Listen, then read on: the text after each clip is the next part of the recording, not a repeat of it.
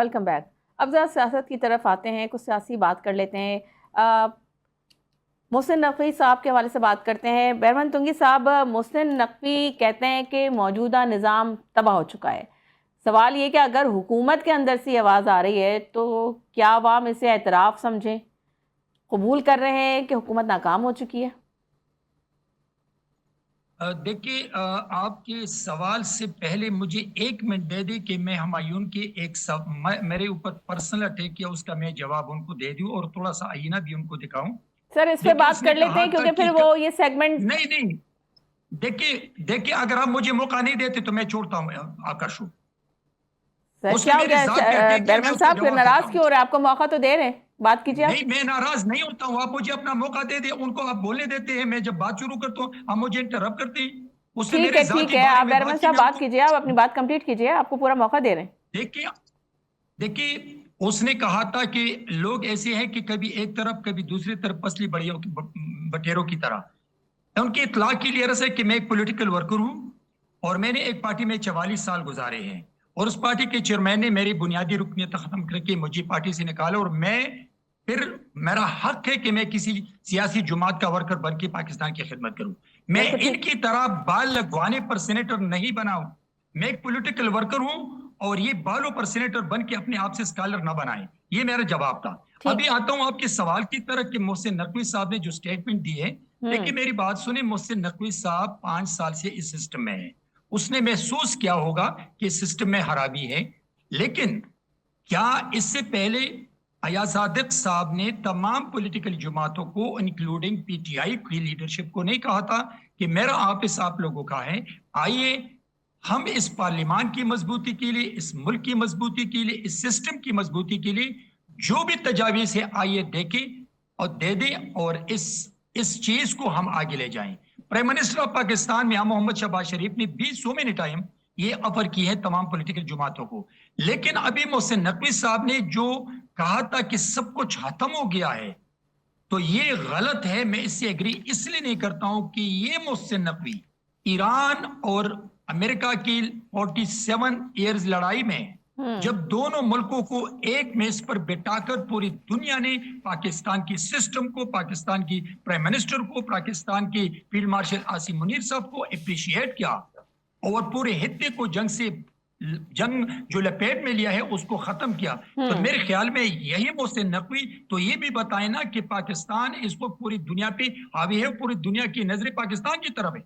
लेकिन अगर पाकिस्तान की अंदर की सिस्टम की बात करते हैं तो मेरे ख्याल में पब्लिकली नहीं, ये प्राइम मिनिस्टर के साथ बैठकर, जैसे इसने हफ्ता महीना और 1 साल की बात की, तो अगर प्राइम मिनिस्टर के साथ बैठकर तमाम जमातों की लीडरशिप से बात करना, सिस्टम की मजबूती की बात करना, तो मेरे ख्याल में बेहतर होता कि वो अपनी जमात से जहां पर वो एक बहुत अहम सीट पे काम करते उससे वो बेहतर सजेशन दे सकता। बहरमन साहब, लेकिन मोहसिन नकवी साहब ने, ऑब्वियसली आप कह रहे हैं जो सिफारतकारी की बात हो रही है इसमें तो कोई दो राय है ही नहीं। ऑब्वियसली जो हमारे जो फौज है जिसने काम किया है इतना, और सईद आसिम मुनीर साहब की जो काविशें, और जो ऑब्वियसली इस वक्त की जो मौजूदा हुकूमत है, शहबाज शरीफ की जो काविशें, उसको हम हर दफ़ा सराहते हैं और दुनिया भर से पजीराई भी मिल रही है, इसमें तो कोई दो राय है नहीं।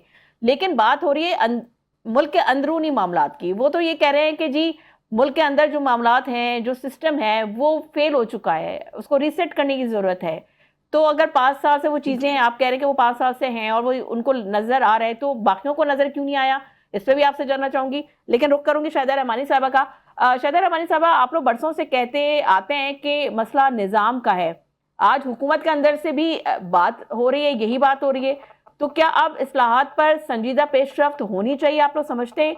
और जिस तरीके की मोहसिन नकवी साहब ने जो बयान दिया है या जो उनकी जो स्पीच है, तो उसको देखते हुए आप क्या समझती हैं कि निज़ाम को तब्दील होने की ज़रूरत है?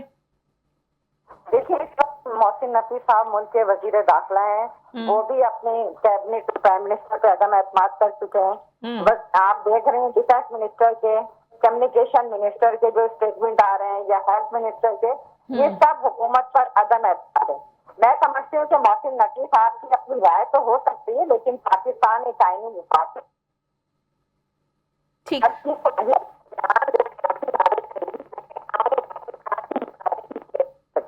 आईने पाकिस्तान के आर्टिकल 239 के 4 के तहत किसी भी सूबे की हदूद में तब्दीली या नया क्याम ये सिर्फ पार्लियामेंट की मंजूरी काफी नहीं होती, बल्कि मुतालिका सूबाई असम्बली की कुल अरकान की 2/3 अक्सरियत की मंजूरी भी लाजमी है। लिहाजा आईनी और जमहूरी तरीका तो यह है जिसे हम नजरअंदाज नहीं कर सकते। अब सवाल उठता है कि दीगर सूबों में गुड गवर्नेंस के चैलेंजेस, तो इसमें हम ये समझते हैं कि सबसे जो पाकिस्तान पीपल्स पार्टी ने विफाक की बात की है, मजबूत बनाने की बात की है, 18वीं तरमीम के जरिए सूबाई खुद मुख्तारी को तहफ़्फ़ुज़ दिया, और यही हमारे मैं समझती हूँ कि पाकिस्तान के विफाक की असल रूह है। ऐसे मामलात में मेरे ख्याल में कि आइन और विफाकी असूलों का एहतराम करना चाहिए, और अगर किसी के पास कोई इंतजामी इस्लाहात हैं, कोई तजावीज़ है, तो वो कैबिनेट में पेश करे, पार्लिमानी फोरम से पेश करे, ना कि मीडिया के बयानात के जरिए सियासी माहौल को गर्म करे। इस वक्त मुल्क को जो मसाइल हैं, देखिए महंगाई बहुत ज्यादा है, बेरोजगारी है, अमन अमान की सुलह है, गवर्नेंस की बेहतरी है, तो हुकूमत को तो ये चाहिए कि इसमें बैठ के पार्लियामान के अंदर इस पे बैठ के बात की जाए, ना कि वुज़रा इस तरह के ख्यालंगेज बयानात दें। अपनी ही वुज़रा के खिलाफ ख्वाजा आसिफ का स्टेटमेंट देख लें जो उन्होंने अलीम खान के हवाले से किया, या अलीम खान को देख लें, तो ये सारी चीजें मैं समझती हूँ कि बिल्कुल इस वक्त हमने तो आपको याद है हमने मूल लीग को तमाम तर मामला में खुली छुट्टी दी है, हम कोलिशन में जरूर रहते हैं, लेकिन ताकिया समेत हर से दूर है ताकि ये अपनी अहमियत को खुद देख लें। अच्छा हुमायूं मेमन साहब, आप लोग तो पहले दिन से कहते आ रहे हैं कि निज़ाम बदलना होगा, और आज यही बात हुकूमत के वजीर खुद कह रहे हैं, तो क्या आप इत्तेफाक करते हैं इस बयान के पीछे कोई और सियासत देख रहे हैं आप, या मोहसिन नकवी जो ये बात कर रहे हैं, क्योंकि बैरम तुंगी साहब तो कह रहे हैं कि उनकी बात से वो इत्तेफाक नहीं करते, आज जो आप लोग का जो बयानिया था आज मोहसिन नकवी भी वही कह रहे हैं।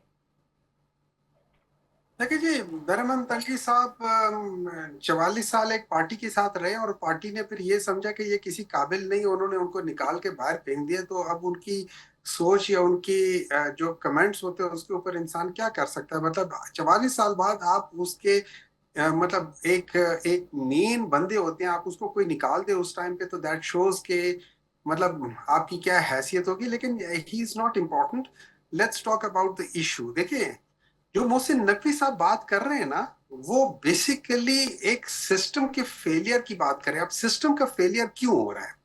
सिस्टम का फेलियर इसलिए हो रहा है, जो मेन स्टेक होल्डर्स है ना, वो अपना काम ईमानदारी से नहीं कर रहे। मेन स्टेक होल्डर्स कौन है? जिन्होंने आज तक पाकिस्तान को तबाह किया है, उनमें पॉलिटिशियंस हैं, उनमें जुडिशरी है, और उनमें हमारी एस्टैब्लिशमेंट है, जिसको आप सिविल मिलिट्री ब्यूरोक्रेसी कह सकते हैं।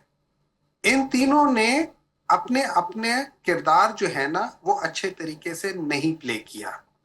जहां जिसको जो करना चाहिए था वो ईमानदारी से नहीं किया। और मैं I am being very honest and candid.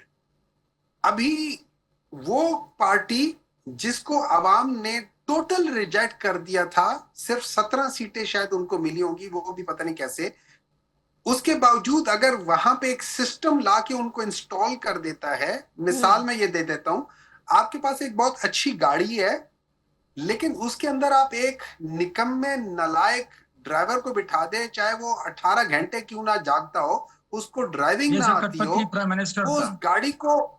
उस गाड़ी को मैं किसी का नाम नहीं ले रहा, मैं वैसे एक मिसाल दे रहा हूँ, आप इसको पर्सनल मत लें। जैसे मैंने prime minister let him talk ji. मैं ड्राइवर की बात कर रहा हूँ, आप पता नहीं उसको प्राइम मिनिस्टर से क्यों मिला रहे हैं। कठपुतली प्राइम मिनिस्टर ड्राइवर बना था और उसने पाकिस्तान का बेड़ा गर्क किया। यार उसकी बात करें जो 2 साल के बैरम तुंगी साहब kindly let him talk. Humayun Memon साहब ने आपकी बात में इंटरप्ट नहीं किया, काइंडली उनको उनकी बात पूरी करने दीजिए ताकि मैं सैफुद्दीन एडवोकेट साहब की जानिब जाऊं, क्योंकि प्रोग्राम का वक्त खत्म होने वाला है। जी हुमायूं साहब कंप्लीट कीजिएगा अपनी बात। नहीं है ये तो बात पर सेनेटर बना है, इनकी क्या हैसियत है कि आप एक काम कर लेना, सियासत पे बात करें। ये इन्होंने मेरे साथ पोजीशन बनाने के लिए ना, इन्होंने जरा ज्यादा ऊंची आवाज में इधर उधर करना है। बात दफा मैं ऊंची आवाज में बात नहीं करता हूं, मैं आपकी हैसियत आपको बताता हूं। ठीक है, आप दोनों का पॉइंट आ गया। सैफुद्दीन साहब आप ये बता दीजिए कि आपको लगता है कि अब सबको एहसास हो गया है कि महज हुकूमतें बदलने से नहीं, निजाम बदलने से फर्क पड़ेगा? देखिए मैं तो बड़ा खुश हूँ कि इस निजाम की जो सड़ांध है, वो सड़ांध अब बर्दाश्त नहीं हो पा रही, और मोहसिन नकवी साहब ने उसका इजहार कर दिया है। लेकिन मोहसिन नकवी साहब को इसका भी इजहार करना चाहिए था कि ये सड़ान क्यों पैदा हो रही है, ये बोतीदा निजाम किसने तश्कील दिया है। जाहिर है कि सबको मालूम है कि ये बोतीदा निजाम जो है इसलिए तश्कील दिया गया है कि जहां पर लोगों को, जिन लोगों को वोट डाले वो लोग मुंतखब नहीं हुए, एक जाली असम्बलियां बनाई गई, कराची के अंदर जाली मेयरशिप बनाई गई और उसके जरिए से पूरे पाकिस्तान में हुकूमतें बनी है। इस तरह की हुकूमतें जब बनेंगी, इस तरह का निजाम जब तश्कील दिया जाएगा जिसमें लोगों के वोट को इज्जत दे दी जाएगी, उसके बजाय उन लोगों को जो हारे हुए इख्तियार दे दिया जाएगा। देखिए मैं ये कहता हूँ कि 4 के बजाय अगर 40 सूबे भी आप बना दें। ठीक है, बहुत शुक्रिया शाहिदा रहमानी साहब आपका, बहरमान तुंगी साहब आपका, हुमायूं मोहम्मद साहब आपका और एडवोकेट सफुद्दीन साहब आपका। चारों मेहमानों का बहुत शुक्रिया। मुझे दीजिए इजाज़त, अपना रखिएगा बहुत ख्याल। अल्लाह हाफ़िज़।